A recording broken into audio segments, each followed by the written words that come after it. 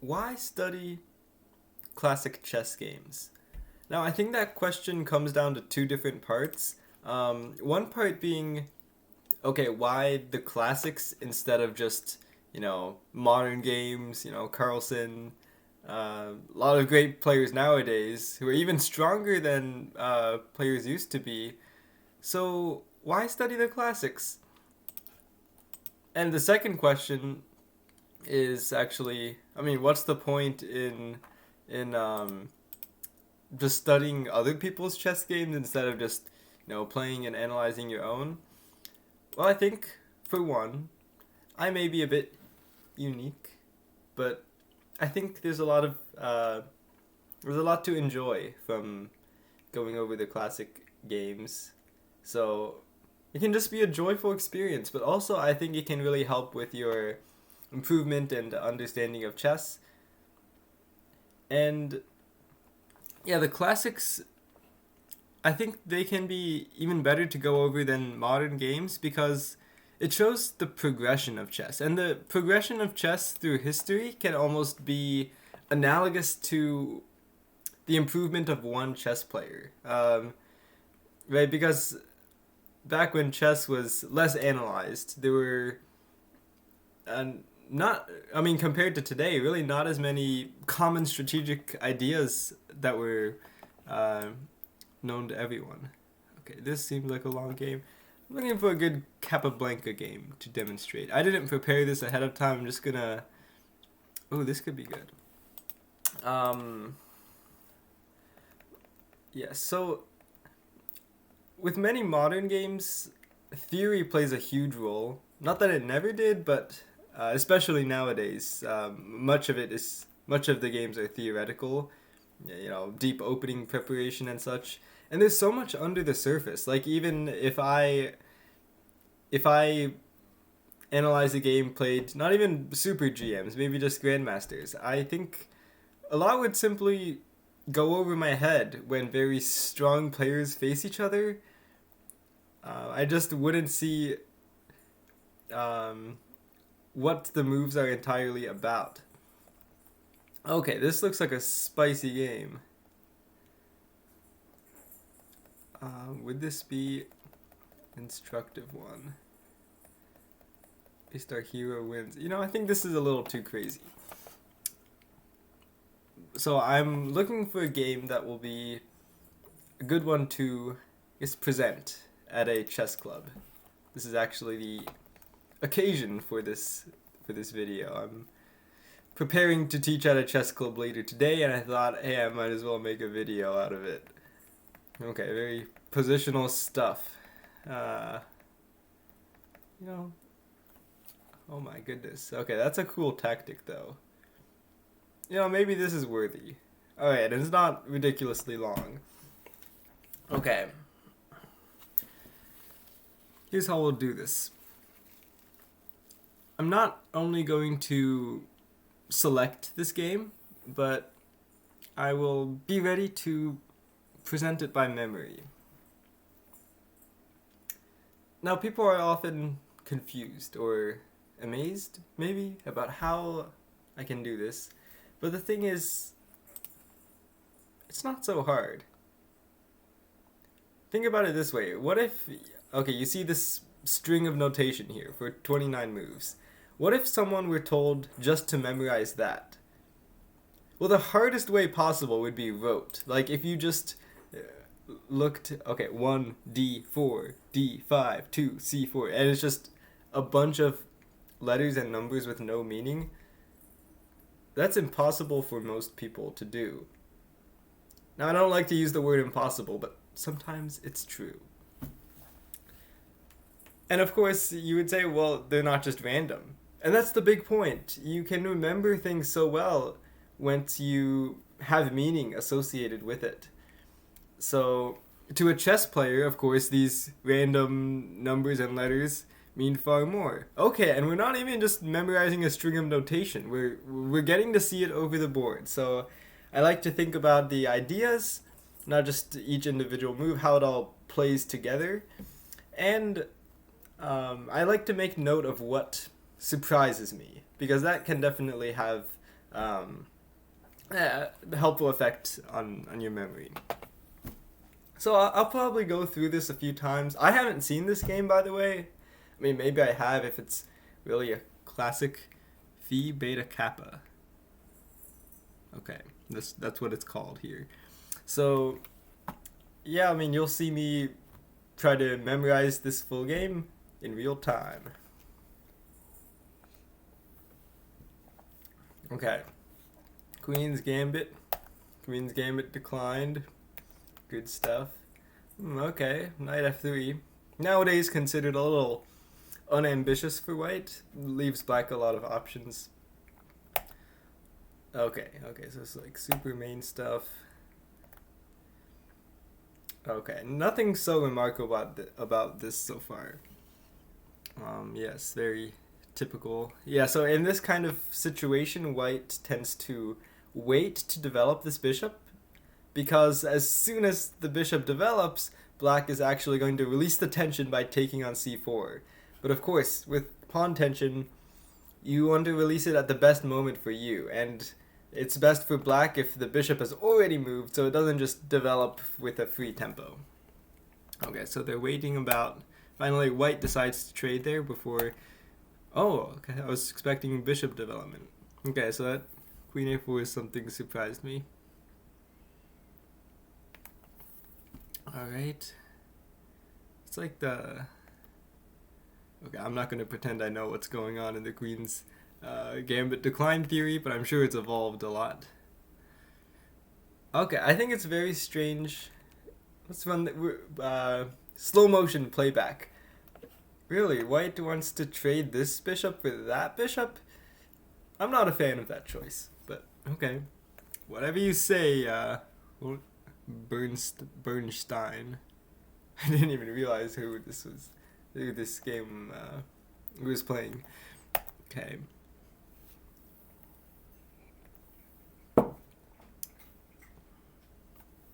Thinking, what was the point of taking on f6 there after c5? One typical idea, yeah, this occurs a lot in the Queen's Gambit decline or semi-Slav structures before c5 is achieved, that, well, if you take on f6, inevitably either a knight or the bishop will take back. You don't want to take with the pawn. And that means one defender leaves the c5 square. So it can be a nice kind of deflection, but you're not really giving up any serious material. I'm not so sure what the point was. Okay, taking there. Hanging pawns. That's when it's not an isolated pawn, but two pawns that I guess you could say they only have each other and the other pieces, but they're not relevant to the pawn structure per se. Going for a queen trade. Yes, it would be nice if the queen takes here, since that would, well, these pawns wouldn't have to depend on each other. There's a new person in town, the pawn on b6. Okay, so declining the trade. That is a committal move. I suppose it makes sense considering... I mean, I think it's only a matter of time when black will have to push one of those. I guess it makes most sense having the pawns on light squares, having this bishop a bit liberated that way, and c4 also discourages b3. Okay. Normal stuff, getting the rooks to a better spot. Yeah, so this looks actually pretty promising for white, I think, just with the knights blockading these two hanging pawns. And, okay, what's going on with that bishop? Oh, b3. Maybe a little rash. Okay. I'm drinking my homemade kale juice, by the way. Okay.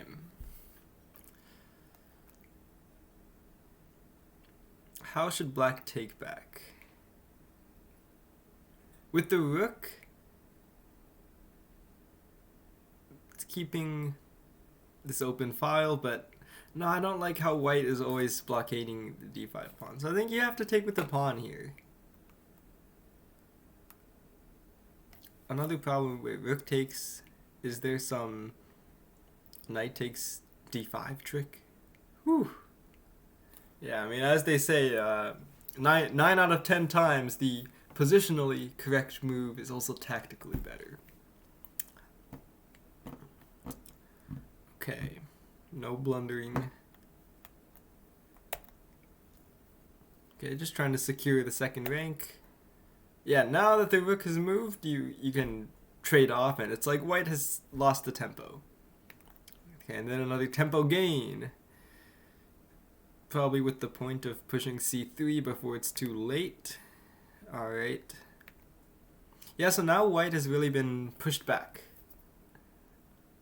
I could be wrong, but I think it's a lot to do with this b3 move earlier. Okay. So trying to get the other rook here. And why c5 specifically? I guess there's... Yeah, I suppose there's some chances of swinging over to a5. And otherwise, I mean, the only other option is rook c7. It looks a bit more passive and also could fall under a threat like knight b5. So rook c5 is safest. Okay, backing up to a safe spot.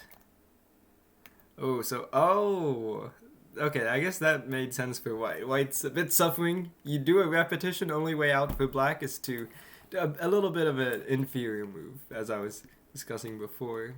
Okay. Aha. And what does black get for this?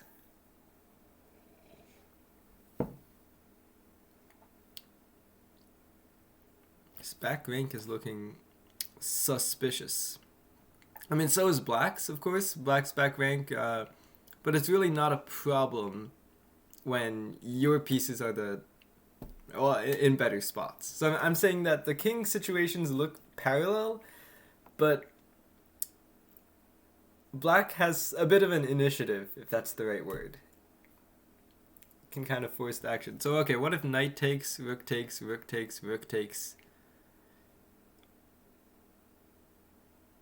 Queen b2. Oh, okay, I think I saw this when I was clicking through it earlier. Yeah, this queen b2. Okay, that's a nice one.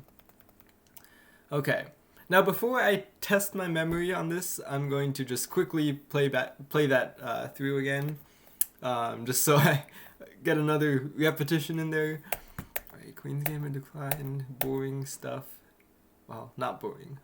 Why did I say that? Queen's Gambit decline. Most exciting opening anyone has ever seen.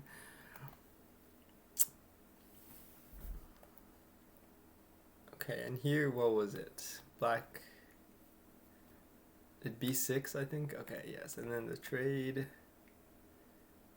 And the way I'll test myself is by just having a blank board on Lee chess, I guess, and then seeing if I can get that. Okay. Oh yeah, so this strange bishop trade. Another strange bishop trade.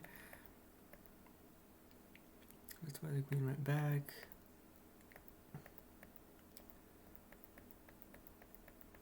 Okay. Let's see. Yeah, and then some business with the knight threatening here, threatening there. Okay. I'm not saying I have it down, but I might have to just come back to it. But just to test, let's see how well I have it down now. And you may notice if you were wondering why I didn't comment on certain things, maybe I should have. I think we will find, just a hypothesis, I'm not going to actually check the statistics, I think we'll find that I remember more the moves that I actually made a specific comment about. That's how these memory things work. Oh yeah, so I'm saying the more ambitious way, or at least nowadays, is known to at least play the exchange and then go bishop g5. Because this kind of structure with knight f3, well, for one, it sometimes allows these... I don't know, I think there's some like c5 at some point, but in any case... It's less flexible because sometimes you actually want your knight on e2, so you can go for this f3, e4 plan. And anyway, that's not relevant to this right now, I guess.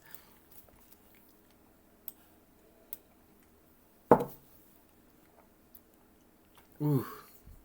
The move order hardly matters in this kind of situation. At least for showing it. Might be nice to get it right. I feel like it was knight bd7.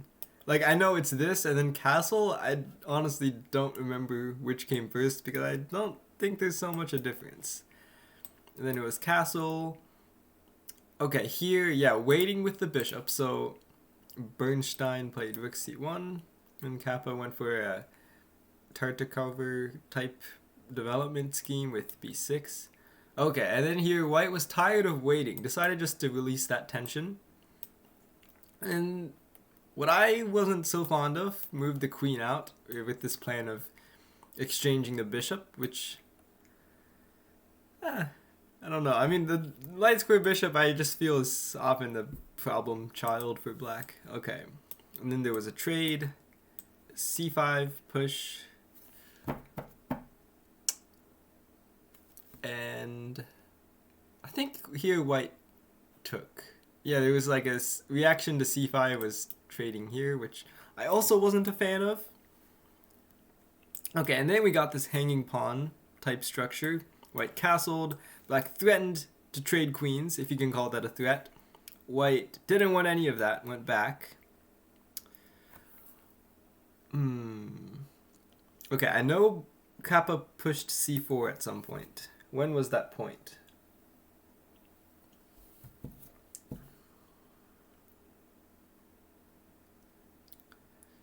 Since I also know the rooks came to the files. Okay, I may be wrong. I'll do... was it that? Yeah, I know this rook ended up here. White's did also.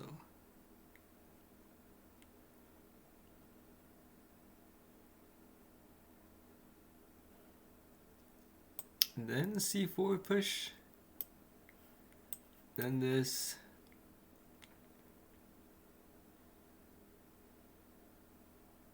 Okay, you know, I admit, I think I had some of that wrong, just with the move order.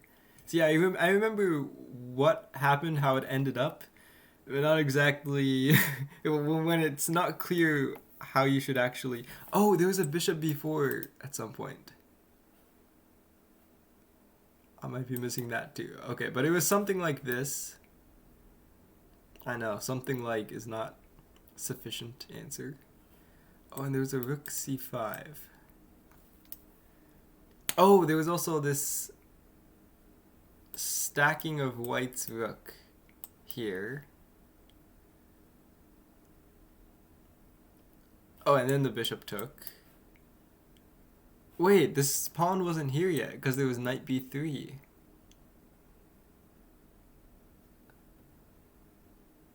So maybe what happened, I'm revising my answer, maybe it wasn't c5, c4 yet. Maybe it was first this.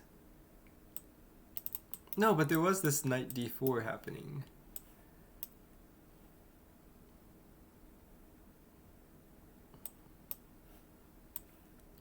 Something like... No. Okay, I think I'll have to... This is about as far as I got. I'll have to go through it again. And I think this is an especially helpful repetition for your memory. Important tip. Your memory improves a lot about a certain thing when you try testing it, like I just did. You know, no hints, no anything, just trying to get it.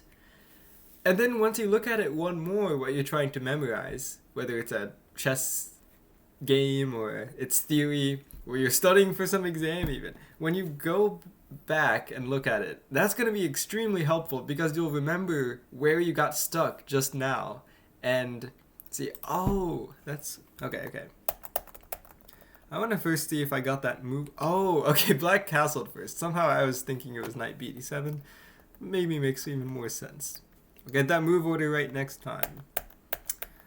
Okay, I think this was all good. Yes. Okay, yeah, and there was that. I had a bit of uncertainty about bishop takes f6, but that happened. Whoa. That's right, so c4 really right away. Did not remember that. c4 right after queen e2. Now the rook came right to the d file. Okay, and rook f d8 was just a defense to that. And now that's defended, you place the blockade. Okay, and then create a little tension with the minor pieces, and then this strange b3.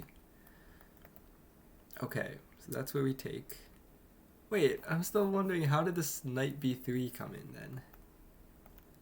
Okay, yes, and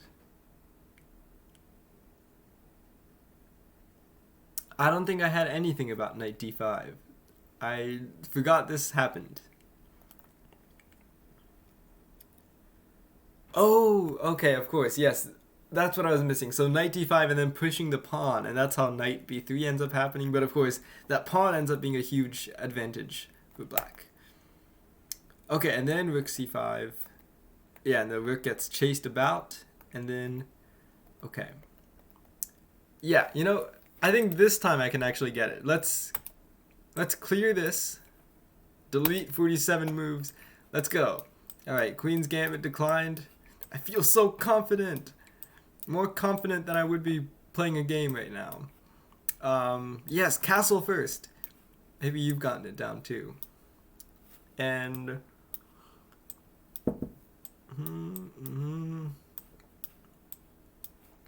see, now that I got that, you know, powerful repetition there, I'm a hero.